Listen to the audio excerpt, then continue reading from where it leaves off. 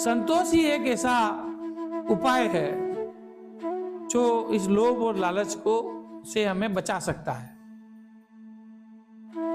एक बार एक जंगल में एक शिकारी शिकार करने जाता है। उसे सामने सूअर दिखता है।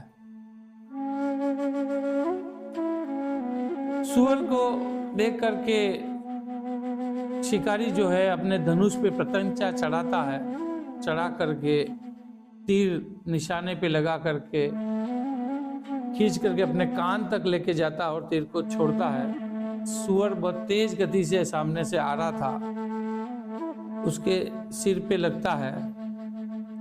सूअर घायल हो जाता है और घायल होने के पश्चात फिर भी वो शिकारी पे हमला कर देता है और अपने नुकीले दांतों से शिकारी का पेट फाड़ देता है और वही गिर करके वो मर जाता है।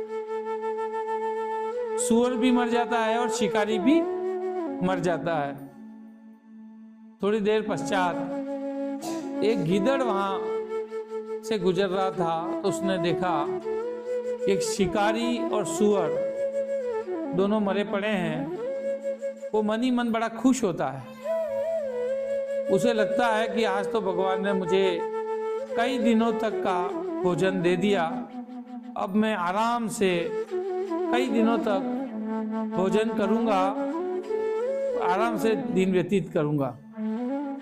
वो सोचता है कि इतना सारा भोजन मुझे कई दिनों तक चलाना है तो मुझे विवेक से काम लेना चाहिए। मुझे थोड़ा थोड़ा खाना चाहिए, छोटी छोटी चीजों से स्टार्ट करना चाहिए।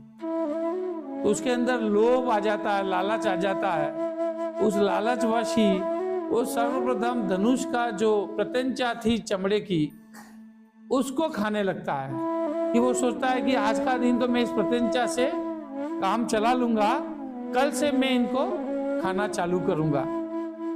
तो प्रत्यंचा को अपने नुकीले दांतों से काटता है और प्रत्यंचा चूंकि चढ़ी हुई थी तो जैसे ही वो करती है वो तेज गति से निकलती है तो उसके जबड़े को फाड़ करके निकल जाती है। तो गीदड़ जो है वहीं गिर करके मर जाता है। तो दो शरीर उसके लिए भोजन के लिए तैयार थे, फिर भी उसने लालच करके उस प्रत्यंचा को खाने का जो प्रयास किया, उसी लालच ने क्या किया, उसकी मौत हुई। तो मतलब उसको मौत को बुलाने का जो कारण बना वो प्रत्यंचा बनी और लालच बना। इसीलिए कहते हैं कि हमें लालच करने से पहले 100 बार सोचना चाहिए कि हमें इस वस्तु की कितनी जरूरत है। जरूरत से ज्यादा किसी भी वस्तु का संग्रह करना भी लोभ और लालच ही है। तो हमें उन चीजों का ध्यान रखना चाहिए।